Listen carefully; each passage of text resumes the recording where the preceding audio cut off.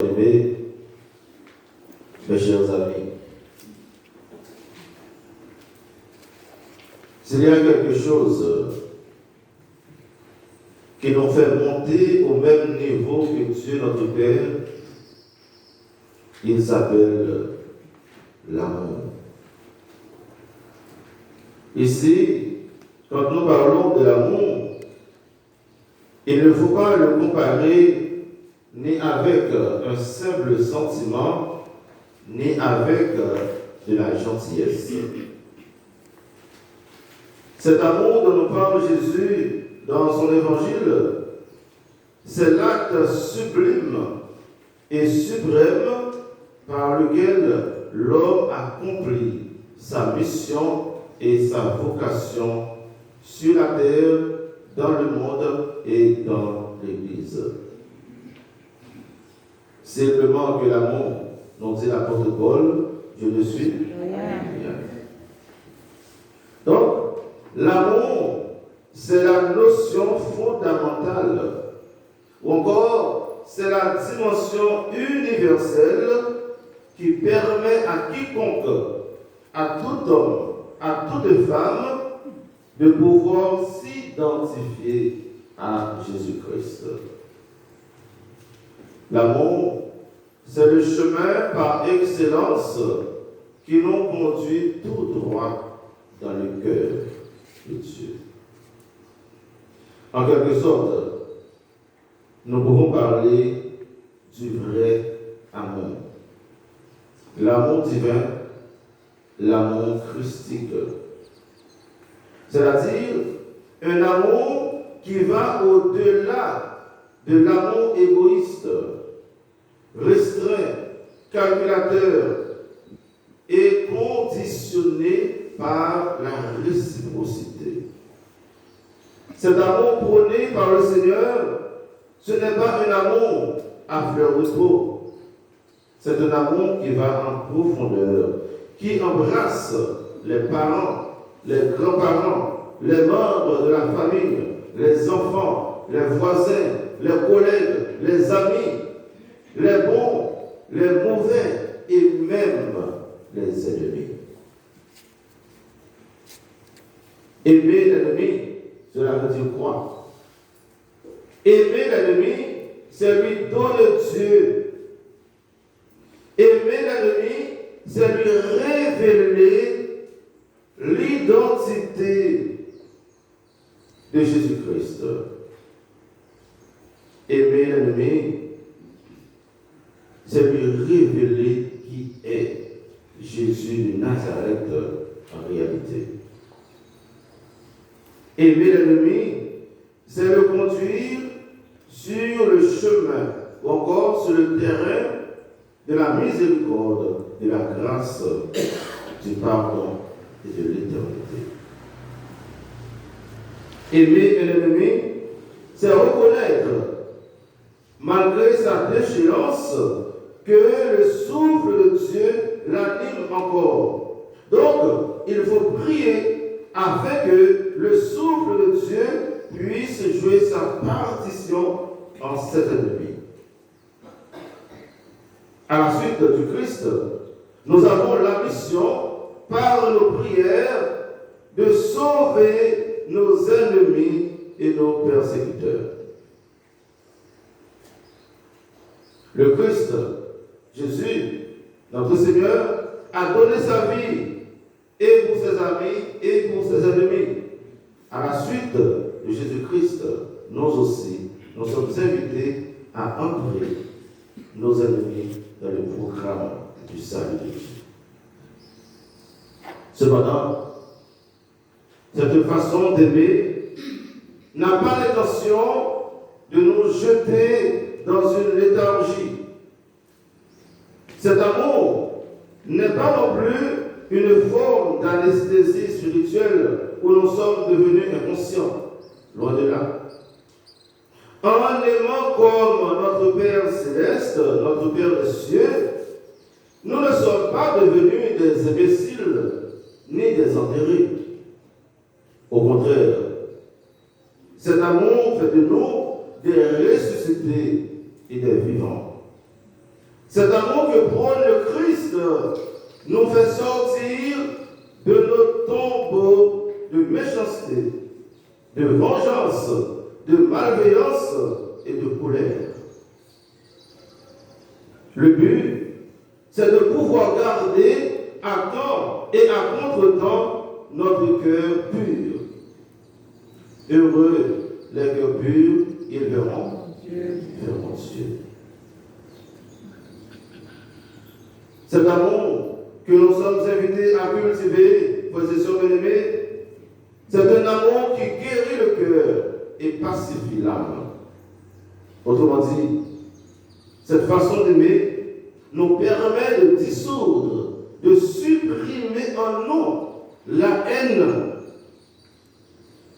la méchanceté, la rancune, l'œil pour œil, dent pour dent, des sentiments qui peuvent nous transformer en des démons. Au final, cet amour nous fait enfanter le pardon, la miséricorde, la réconciliation et la grâce. Il nous fait devenir miséricordieux comme notre Père céleste. Cet amour, si on veut, arrache en nous l'image d'Adam pour nous faire ressembler, pour nous redonner l'image du Christ. Donc cette manière d'aimer nous fait entrer dans le plan rédempteur de Dieu. Et en nous plongeant dans cet océan d'amour, nous sommes devenus non seulement fils et filles du Très-Haut, mais aussi des associés immédiats et ponctuels de Jésus-Christ. Comme ce fut le cas pour David, cet amour nous permet non seulement d'affronter l'ennemi avec miséricorde, mais de lui donner surtout une deuxième chance. Comme disait un conférencier, notre religion, le christianisme, c'est la religion de la deuxième chance. À l'exemple de David, le roi David, grand bénéficiaire de la miséricorde et du pardon de Dieu, cette façon de comprendre et de vivre l'amour du Christ nous permet de confier la vie et l'avenir de l'ennemi, de nos persécuteurs, à la miséricorde de Dieu. David n'a pas tué Saül. Il a confié la vie et l'avenir de Saül à Dieu. Il a donné une deuxième chance à Saül. L'amour ne fait rien d'inconvenant. Il ne recherche pas son intérêt. Il ne s'emporte pas. Il n'entretient pas de rancune. L'amour nous fait croire en la conversion et en la repentance de l'ennemi. De ce fait, aimer l'ennemi, c'est de nous mettre à l'école de Jésus-Christ. L'apôtre Paul, qui était autrefois persécuteur et ennemi des chrétiens, par le pardon et la grâce de Dieu, est devenu ami, disciple, apôtre de Jésus-Christ et défenseur de la religion chrétienne. En retour, imbibé par l'amour du Christ, l'apôtre Paul a pardonné à ses faux frères et à tous ceux qui ont manigancé des complots contre lui. En cultivant l'amour du Christ, Paul a pu devenir l'image de celui qui vient du ciel, c'est-à-dire l'image du Christ, le nouvel Adam. Je vis Mais ce n'est plus moi. C'est le Christ qui vit en moi. Ça veut dire que l'amour transforme notre être, notre esprit, notre âme. L'amour transforme notre manière de penser, notre manière d'agir. En un mot, l'amour nous transfigure. Nous pensons à Jésus sur le mont Tabor qui a été transfiguré. La transfiguration, c'est l'œuvre de l'amour. Celui ou celle qui veut devenir comme son Père céleste doit mesurer son amour à la dimension de l'amour de Dieu. Comme vous connaissez très bien cette expression, la vraie mesure d'aimer, c'est d'aimer sans mesure. C'est Exupéry. Notre référence doit être Jésus de Nazareth et non nos sentiments haineux et égoïstes. Nous devons copier celui qui a donné sa vie sur la croix. Nous devons copier celui qui a aimé jusqu'au bout. Sur la croix, Jésus embrasse ses amis, ses bourreaux, ses ennemis, ses persécuteurs. Jésus embrasse le monde. L'amour est une force qui brise la haine et conduit à la vraie conversion. C'est la force et la puissance de l'amour de Jésus sur la croix qui a poussé le centurion romain à faire cette profession de foi.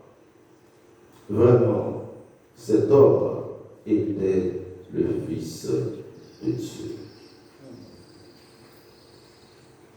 Ce centurion a pu constater que Jésus a su aimer jusqu'à la fin de sa vie terrestre sans développer aucun sentiment de haine, de vengeance, même à l'égard des pires ennemis de Dieu. À celui qui te frappe sur une joue, présente l'autre jour. L'expression présenter l'autre jour peut signifier présenter le vrai visage du vrai amour. Je n'ai pas donné de dire moi un chiffre, je n'ai pas ça.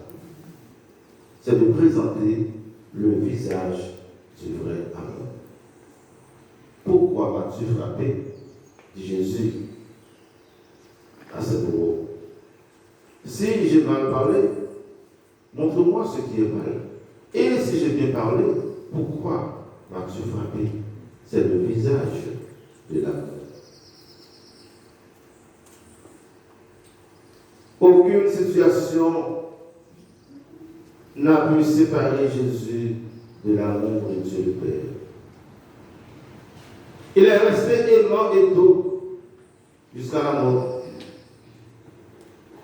Le jour de sa passion, malgré le comportement de ses adversaires et ses ennemis, Jésus n'a pas fait appel à l'armée céleste, ni pour le défendre, ni pour le venger. Il accepte de mourir par amour et comme un amoureux. Tout simplement par amour. Frères et sœurs bien-aimés, mes chers amis, comme chrétiens, notre rôle et notre responsabilité aujourd'hui dans le monde et dans l'Église, ce n'est pas de faire la promotion ni pour la vengeance, ni pour la méchanceté. Nous n'avons pas la mission de proliférer la haine. Notre mission, même au péril de notre vie, c'est d'actualiser ou encore de rendre visible cet amour divin dans le cœur de tout un chacun, même dans le cœur de l'ennemi et du persécuteur. Jésus, en nous invitant à aimer nos ennemis et de prier pour ceux qui nous persécutent, c'est très bien que ce n'est pas un programme facile à exécuter. Ce n'est pas quelque chose qui va arriver d'un coup en frappant une baguette magique. Il y a l'Esprit Saint qui est à l'œuvre dans nos cœurs et dans nos vies. C'est pourquoi ce programme est devenu possible. Et c'est pourquoi Jésus nous le donne comme programme de vie. C'est le programme de vie par excellence. C'était le programme de vie de Jésus. Toute notre vie, frères et sœurs, doit être une vie d'amour, de miséricorde et de générosité. Nous avons toute notre vie, toute notre existence pour arriver, pour atteindre cet idéal de vie. Et nous pouvons y arriver, car rien n'est impossible à Dieu. Nous, disciples de Jésus-Christ, nous sommes invités à croire en notre propre conversion, en notre capacité de devenir meilleurs au jour le jour. Nous ne sommes pas appelés à passer toute notre vie sous la domination des forces du mal. Comme Jésus, nous sommes appelés à vaincre le mal par l'amour et non par la haine. La vraie force qui donne la victoire, la vraie force qui peut changer et transformer l'ennemi, c'est là. Enfin, la méchanceté de l'homme, ses ruses, ses complots, ne doivent pas submerger, c'est-à-dire ne doivent pas tuer l'amour de Dieu dans notre vie.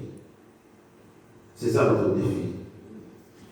Au contraire, sous l'inspiration de l'Esprit Saint, le comportement désagréable de l'ennemi, de nos persécuteurs, doit faire immerger, doit faire croître l'amour de Dieu dans notre vie. Le comportement désagréable de l'adversaire doit faire immerger la tendresse, l'intelligence, la sagesse, le calme, la patience et la générosité dans nos cœurs. Je termine pour vous dire, celui qui aime est toujours gagnant. Demandons à Sainte Anne et Saint Joachim de nous aider à devenir des top modèles d'amour, de patience, de miséricorde et de générosité. Qu'il en soit ainsi, au nom du Père, et du Fils, et du Saint-Esprit. Amen.